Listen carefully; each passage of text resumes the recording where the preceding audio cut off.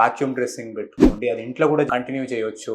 మీకు ఇంటికి ఇస్తారు, అది తర్వాత వచ్చి చూపించుకోవాలండి. సో వాక్యూమ్ డ్రెస్సింగ్ అంటే ఏంటి అంటే, మన గాయాలు ఎంత పెద్దగా ఉంటాయో దాన్ని బట్టి మనం గాయం ఏం చేయాలో డిసైడ్ చేయాలి.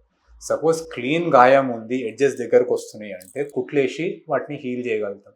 సో కుట్లు వేస్తే ప్రైమరీ ఇంటెన్షన్తో హీల్ అవుతాయి. కానీ కుట్లు వేయనీకి రాని పరిస్థితి ఉంది, లైక్ స్కిన్ డిఫెక్ట్ మేజర్గా ఉంది. అట్లాంటి సిచ్యువేషన్లో మనకి ఏం చేయాలి అంటే, ఒకటి రిపీట్ డ్రెస్సింగ్స్ చేయగలుగుతాం మనకి బాడీ సెల్ఫ్గా హీల్ చేయడానికి. ఇంకోటి ఏంటి అంటే, మనకి plastic surgery through skin grafts కానీ ఫ్లాప్స్ కానీ వేయగలుగుతాం.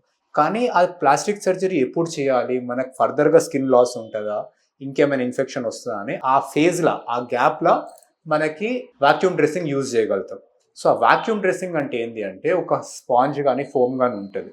సో దానికి త్రూ మనం ఒక సక్షన్ అనేది పెడతాం, అంటే మన వాక్యూమ్ క్లీనర్ ఉంటుంది కదా, పీల్ చేస్తుంది.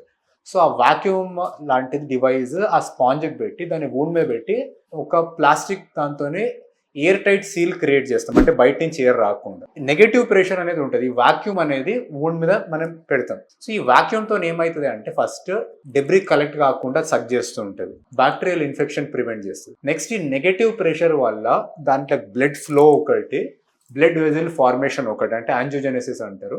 ఇంకోటి గ్రాన్యులేషన్ టిష్యూ మంచిగా ఫామ్ అవుతుంది. సో ఈ వాక్యూమ్ డ్రెస్సింగ్తోనే రిపీటెడ్లీ డైలీ చూసే అవసరం కూడా లేదు. సో పేషెంట్ అడ్మిషన్లో ఉండే అవసరం కూడా లేదు.